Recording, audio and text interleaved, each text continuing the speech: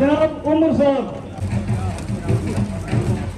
सभी साथियों से गुजारिश है कि वो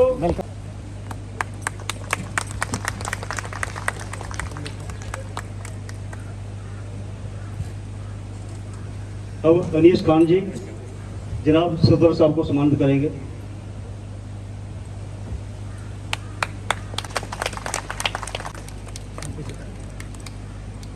हाँ, मैं जनाब रतनलाल गुप्ता जी प्रोविंशियल प्रेसिडेंट, जनाब president ex chief minister Omar साहब, additional president Ratanlal Gupta ji, additional general secretary Ajay Sadhotra जी,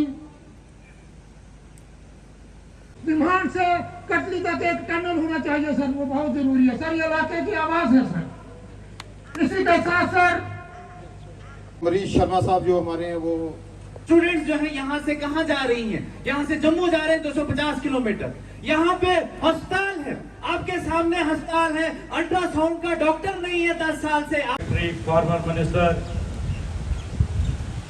Ratanlal Gupta ji, provincial president Jammu Kashmir national Jammu सूबा के, हमारे एजाज जान साहब हैं, अयूब मलिक साहब,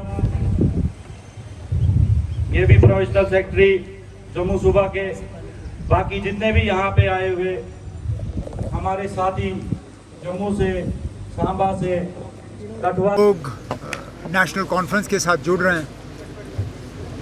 इस बात के बावजूद कि हमें हुकूमत से बाहर अब 10 साल हो गए, लगातार पिछले 5 साल से हुकूमत और बीजेपी की कोशिश रही है कि नेशनल कॉन्फ्रेंस को जो है ख़त्म किया जाए। आपने खुद देखा होगा, मेरा भी ये तजुर्बा रहा है कि नेशनल कॉन्फ्रेंस का कोई भी प्रोग्राम जो है वो फेल नहीं होता। भारी तादाद में लोग आके हमारे प्रोग्रामों में हिस्सा ले रहे हैं। यहाँ तक कि जब हम अपना मैनिफेस्टो तैयार कर रहे थे और हमने लोगों से गुजारिश की कि वो अपने सुझाव जो हैं हमें भेजें, हमें लग रहा था कि 10, 15, 20 लोग ज़्यादा से ज़्यादा मेहनत करेंगे और हमें अपना सुझाव भेजेंगे। हमें 1000-1500 से कम ईमेलें और मैसेजेस नहीं आई, और माँ सिवाय 1-2 के सब ऐसे थे जिसमें लोगों ने अपने सुझाव रखे। इससे पता चलता है कि लोगों की सबसे ज़्यादा अगर उम्मीदें किसी पार्टी के साथ जुड़ी हुई हैं वो नेशनल कॉन्फ्रेंस के साथ जुड़ी हुई है। इलेक्शन कमीशन की टीम भी आज श्रीनगर पहुंची। अब इलेक्शन कमीशन की टीम आज श्रीनगर में है। 10:30 बजे मेरे साथियों को मौका दिया गया था इलेक्शन कमीशन से मिलने का।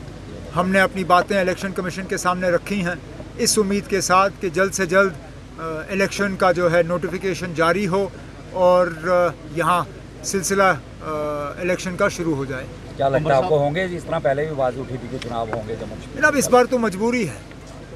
अगर सुप्रीम कोर्ट के फैसले को ये इग्नोर करना चाहते हैं या ये इस बात को तस्लीम करना चाहते हैं कि जम्मू कश्मीर में अब हालात इतने ख़राब हो गए हैं कि 96 से बदतर अब जम्मू कश्मीर के हालात हैं, तो फिर इलेक्शन ना कराएं, हम कोई शिकायत नहीं कर सकते।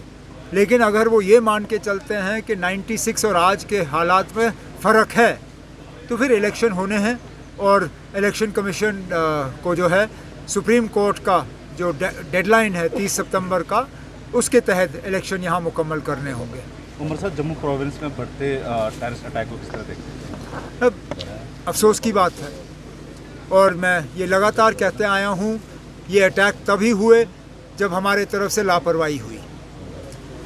जाहिर सी बात है, हमारे हुक्मरान जो हैं, जिनको जिस तरफ से जम्मू के तरफ तवज्जो देनी चाहिए थी उन्होंने दी नहीं।